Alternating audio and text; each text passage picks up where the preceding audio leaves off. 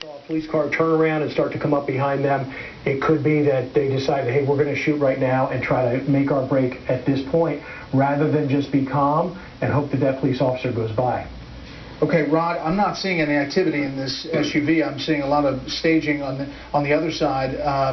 Your sense of what's going down here? Well, the main thing the police are trying to determine now is whether or not there's any booby traps associated with that vehicle, and that's why they're not running up to the vehicle, even though it appears as though who was ever inside the vehicle has been disabled.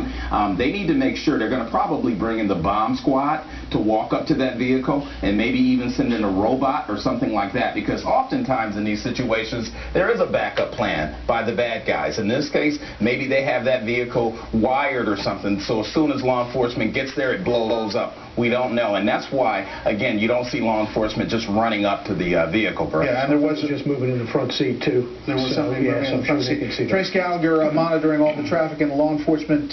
Trace, anything else?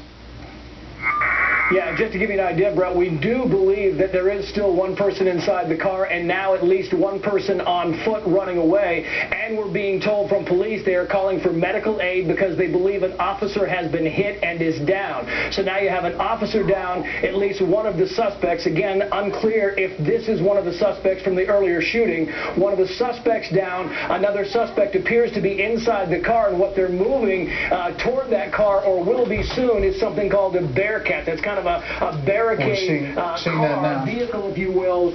Yeah, so the Bearcat's moving up there trying to see if this other suspect is wounded or incapacitated, and they're in a different scene that you can't see on the helicopter, Brett. They're looking for a man who is now running away from the scene. They have asked for urgent medical help and a police escort for the Bearcat because apparently one suspect is still alive inside the car, one is down, one is on the run. We knew there were at least three. There might have been more. We earlier saw another suspect being converged on by police. Is there four? Are there four suspects? That's unclear right now. Clearly, there are three suspects that have been or were inside this car. Yeah, and we should point out, we were waiting for a news conference, obviously, at the top of the hour. It did not happen because things were happening quickly, and this chase ensued. We are starting to see some movement now there on the street. Matt Graham's still with me, SWAT officer, instructor at Grand Combat. This is going to move quickly, or are they going to take their time here, Matt? Well, it depends when the last round was fired. If from inside the vehicle people are still actively engaging or have the ability to engage, it's going to go a little slower. The presence of the Bearcat can speed it up a little bit. That's an armored truck that the team is able to deploy from and work in and out of, and it's kind of a buffer between you and the threat. You always want to put something between you and the hurt, so they're putting that Bearcat between them so they can start to work with that. It also gives them the advantage of getting up and over the vehicle, being able to see down into the cab of that vehicle and engage if they need to, while either making an approach or, like Rod said, coming up to clear it for explosives.